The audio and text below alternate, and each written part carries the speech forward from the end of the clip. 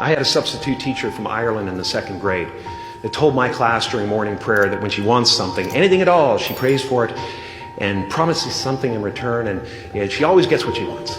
Well, I'm sitting at the back of the classroom. My family can't afford a bike, so I went home and I prayed for one. 2 weeks later, I got home from school to find a brand new Mustang bike with a banana seat and Easy Rider handlebars. My family informed me that I had won the bike in a raffle that a friend of mine had entered my name in without my knowledge whatsoever. So that type of thing has been happening to me ever since. As far as I can tell, it's just about letting the universe know what you want and working toward it while letting go of how it comes to pass. Your job is not to figure out how it's going to happen for you, but to open the door in your head. And when the door opens in real life, just walk through it. Oh, and why not take a chance on faith as well? So quick story time. The video is about Jim Carrey talking about basically how he's manifested so much in his life by asking for it. And some people don't believe in this, but in the same light, I have a little story. So when I was a teenager, I asked my dad for a car because I lived in the country. Every time I turned around, I would have to go somewhere, and it's 20 minutes to the nearest city. So I asked and I was in high school, so I needed a car. And so I came to him. I was like, Dad, I really need a car. Da da da da. So he was like, ask your father. So I looked at him crazy because I am asking my father, And so he was like, no, come here. So he opens the Bible. He shows me a scripture. It says, ask and you shall receive.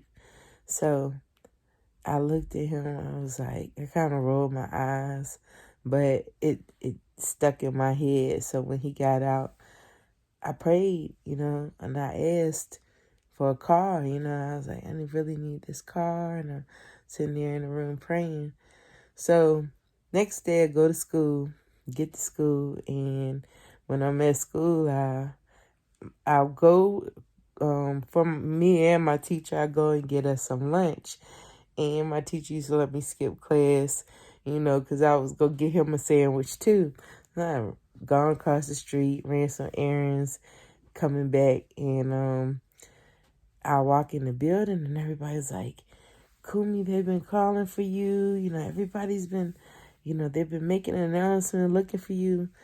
And I go to the office and they say, in the office, they were like, your dad was here.